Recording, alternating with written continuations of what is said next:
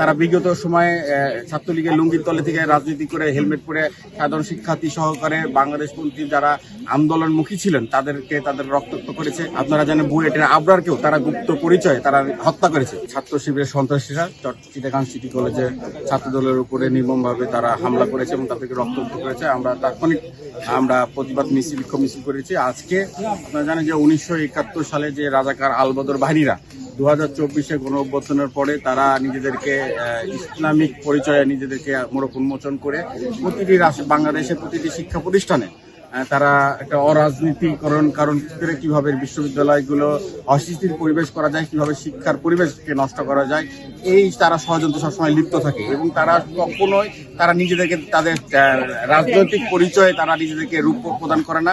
তারা নিজেদেরকে আড়াল রেখে গোপন রেখে গুপ্ত পরিচয়ে কি বুকে বাংলাদেশ আর হাতে বিদেশি। এই যে হোয়াইট প্লাস প্রো সেনসিটিভ স্কয়ারের। তারা বিগত সময়ে ছাত্রলীগের লুঙ্গির তলে থেকে রাজনীতি করে হেলমেট পরে সাধারণ শিক্ষার্থী সহকারে বাংলাদেশপন্থী যারা আন্দোলনমুখী ছিলেন তাদেরকে তাদের রক্তাক্ত করেছে। আপনারা জানেন বুয়েটের আবরারকেও তারা গুপ্ত পরিচয়ে তারা হত্যা করেছে।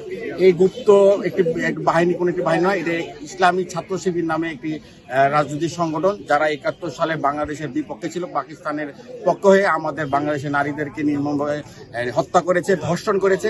এখনো 2024-এ গণ অভ্যুত্থানের পরে তারা সেই মব কালচারের মাধ্যমে গুপ্ত রাজনীতির মাধ্যমে শিক্ষার্থীদেরকে হামলা, রক্তাক্ত করা, রক কাটা, হত্যা করা, এইসব রাজনীতির মধ্যে তারা এখনো জড়িত আছে। আমরা আজকে দাওয়াল লেখনের মাধ্যমে আমরা রাজশাহী বিশ্ববিদ্যালয়ের শিক্ষার্থীদেরকে নিয়ে আমরা আহ্বান দিতে চাই এবং আপনাদের মাধ্যমে তাদেরকে বার্তা দিতে চাই যে আপনাদেরকে সুষ্ঠু ধারায় রাজনীতি করতে হবে, শিক্ষার্থীদের কল্যাণে রাজনীতি করতে হবে। এর যদি ব্যত্যয় ঘটে আমরা বাংলাদেশ জাতীয়তাবাদী ছাত্র দল রাজশাহী বিশ্ববিদ্যালয়ে ছাত্র শিবিরের কোন গুপ্ত রাজনীতি করার আর রাজশাহী বিশ্ববিদ্যালয় আমরা বিন্দুমাত্র সুযোগ দেব না।